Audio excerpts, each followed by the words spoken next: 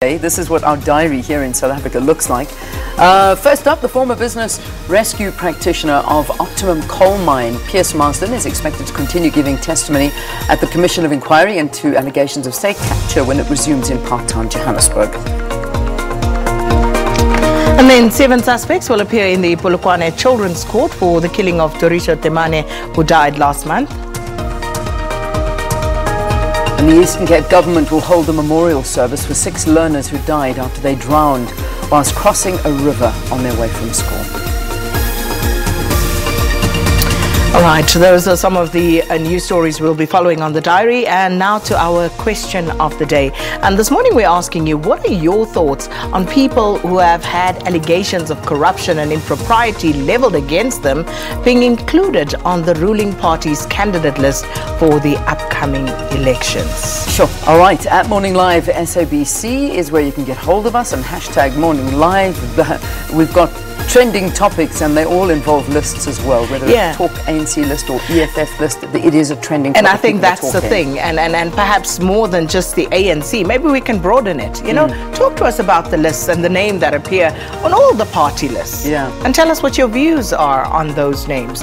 Are there names that raise eyebrows? Why? And given what has been said by the parties, for example, the ANC saying that anybody who has not been found guilty by a court of law has a right to have their name on the list. What do you make of that? Yeah, very interesting. It's going to be a great Twitter question with some responses out there. So talking about Twitter, let's have a look at our trending topics now. And there you go. Both of them are trending. ANC list, EFF list. What was it, if I may ask? I caught the tail end of your story that you were reading that Sharon Bryce Pease had with Bathabile Dlamini. What she said? Well, it was about her appearing on the ANC list. She said that it is a vote of... It's about the will of the people, and she was saying it was about the will of the people at grassroots level, and perhaps not of some of the tin pots on Twitter or what. No, that's not Batabile's words, those are mine. So it's those at the will of the people. Because people often say, you know, there's a lot of noise on the social media networks, but that's a very, very small constituency. So this Batabile was basically saying this is a reflection of the will of the people. So that's an interesting thing to think about with when you respond to the question of the day, whether or not this is in fact maybe the will of the people. I mean, Twitter is not necessarily, it is a very small portion of the population talking about this, but very influential too. Oh, well, that goes without saying. But I think it begs to be pointed out that when Batabile says it reflects the will of the people, we need to be accurate and reflected as the will of the people within the African National Congress who participated in that list process. It's not the will of every South African. No, certainly that, not. Of course, will be tested when we go to the polls. Yeah, very interesting. Okay, so those are the 2 top ones. And then there's Mondial High School. This terrible story of a young learner who was killed on his way to school, and a 13-year-old has been arrested in connection with this. And I mean, you know, it just gives me chills, the amount of stories that we're covering here, where children are going to the courts and facing charges of murder. And it's just... This is another murder. Just crazy. It really is. So that's at Mondial High School, and really, really sad story yesterday. And then, of course, the other one is Gugu Mube. Now, Gugu is set to appear in court today. She was arrested after protesting outside the Union building. She wanted to get her message across to President Ramaphosa. There you can see a banner is held up there. She's saying, President Ramaphosa, the police are used to intimidate, threaten and harass me. I was raped, sexually harassed by Shibambu Mdlava at UNISA. I spoke out. They lied that I had resigned, produced my resignation. CCMA commissioner took a bribe from the perpetrator. I mean, and this is a desperate woman. It's a very sad story, and of course people reacted to this on social media, and I must say one of the more poignant responses that I saw, and I actually screen grabbed it because I wanted to share this, was from Naledi Chira, and she wrote, the system has no problem with nudity, because as you pointed out, Gugu was arrested. So she says the system has no problem with nudity because we witness it every day as a locus of our entertainment and objectification of women.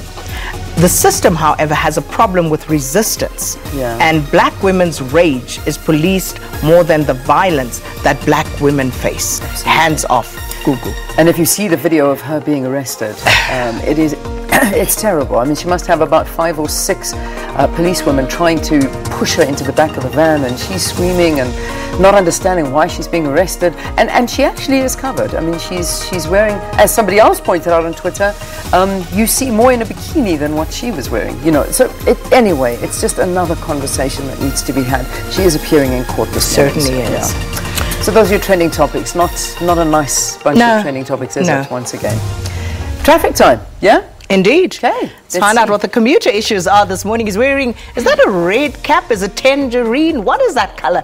But why am I asking you, Rob? Men are colorblind, aren't they? They are, but it comes from the female, doesn't it? So you need to consider that. It's matching with the microphone cover this morning. Good morning, everybody. Let's have a look what's going on. Roads and rails. Let's get you an update on the rails. First of all, problems both sides of Gauteng. Centurion to Olifants, overnight cable theft. So Metro Rail is saying 40 minutes. That's for trains between Joburg and Pretoria-Joburg. And then if you come in from the Vaal, from Vereeniging, some faulty trains there. Metro Rail are warning of a plus-minus 45-minute delay. So trouble on the trains across Gauteng, trying to get through to work in Joburg this morning. All right, from there we go into Pretoria. Just an update on what's been a pretty chaotic run through into Pretoria from the Mopani Highway from Vanderbilt Junction. It's the traffic lights on SK and Pathleli Drive at Marabastad down at Blood Street. They've been down all week. They're still down this morning. You can already see it's a plus 7-minute delay, and that's just going to extend. It affects Van der Hof coming in through the gardens. It affects Mopani Highway, and it affects traffic coming through from Vanderbilt Junction. That traffic on SK and Pathleli will be back towards Paul Kruger at the junction area, probably within another 30 or 40 minutes time. Gets very busy.